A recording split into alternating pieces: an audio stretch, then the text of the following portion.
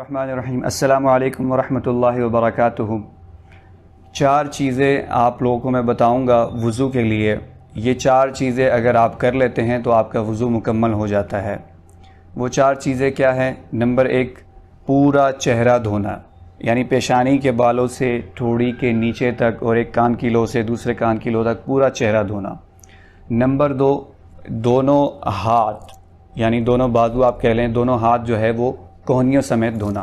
کونیاں میں آپ کو دکھا دیتا ہوں، اسے کونی کہتے ہیں، اور یہ جو حد ہے اس کو دھونے کی وہ یہاں تک ہے کہ کونیوں سمیت یہاں تک ہوگا۔ یہاں تک آپ دھوئیں گے تو آپ کا وضو کا جو فرض ہے وہ مکمل ہوگا۔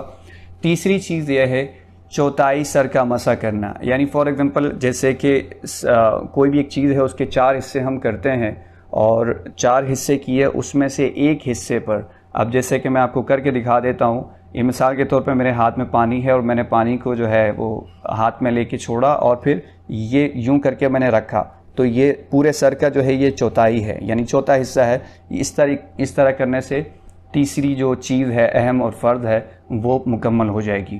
اور چوتھا فرض ہے دونوں پاؤں کو ٹخنوں سمیت دھونا، یعنی جہاں ٹخنا ہے ٹخنے تک نہیں، ٹخنا سمیت۔ مثال کے طور پہ یہ آپ دیکھ لیں کہ مثال کے طور پہ یہ آپ کو ٹخنا نظر آ رہا ہے، ٹھیک ہے، اور یہ یہاں تک ہم دھوئیں گے تو ہمارا وضو مکمل نہیں ہوگا، بلکہ اس کو تھوڑا سا اوپر یعنی ٹخنے سمیت دھونا ہے۔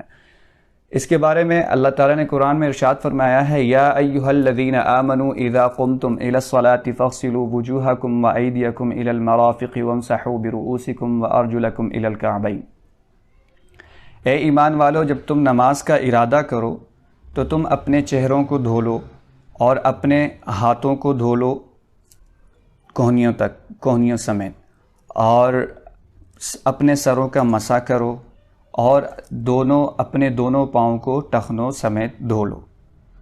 تو اب یہ جو 4 چیزیں ہیں ان کو ہم فرض کہتے ہیں۔ اگر آپ ان میں سے کوئی ایک بھی چیز جان بوجھ کر یا بھول کر چھوڑ دیتے ہیں تو آپ کا وضو مکمل نہیں ہوتا۔ اگر آپ کا وضو مکمل نہیں ہے تو آپ نماز نہیں ادا کر سکتے، قرآن کو نہیں چھو سکتے یا کسی حدیث کی کتاب کو نہیں چھو سکتے۔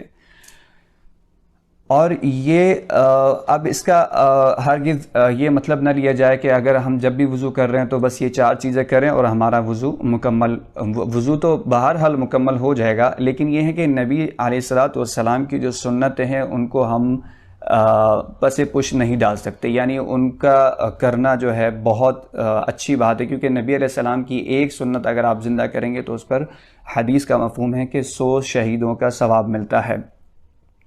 یہ اس صورت میں ہے فار ایگزامپل آپ جو ہے جنازے کی نماز میں شامل ہونا چاہ رہے ہیں یا عید کی نماز میں شامل ہونا چاہ رہے ہیں اور آپ کو یہ خوف ہے کہ میری نماز نکل جائے گی، تو پھر آپ جو ہے ان سنتوں کو کچھ سنتوں کو اس وقت جو ہے چھوڑ سکتے ہیں اور یہ 4 فرض جو ہیں یہ کمپلیٹ کر کے آپ نماز پڑھ سکتے ہیں۔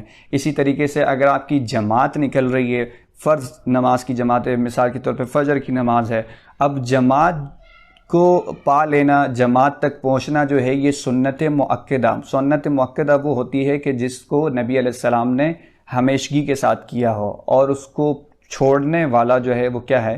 گناہ گار ہوتا ہے۔ تو یہ جو سنتیں ہیں وضو کی، یہ سنت مؤکدہ تو نہیں ہیں، اور جماعت والی جو سنت ہے یعنی جماعت کو پہنچنا جو ہے یہ سنت مؤکدہ ہے۔ تو ہم اس سنت کو چھوڑ کے سنت مؤکدہ کی طرف جانے کے لیے یہ صرف یہ 4 فرض جو ہے یہ کر کے ہم جا سکتے ہیں۔ اور بہتر اور اچھی بات یہی ہے کہ ہم وقت سے پہلے ہی، یعنی جیسی اذان ہو، اذان کے وقت ہی ہم جو ہے اپنے سارے کام وغیرہ چھوڑ کر اپنا قضاء حاجت وغیرہ سب کچھ کر کے وضو وغیرہ کر کے ٹائم سے نماز کے لیے پہنچیں، اور یہ نوبت ہی نہ آئے کہ ہم نبی علیہ الصلوۃ والسلام کی سنتوں کو چھوڑ دیں۔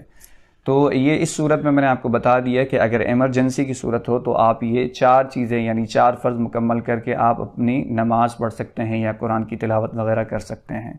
وما علینا الا البلاغ۔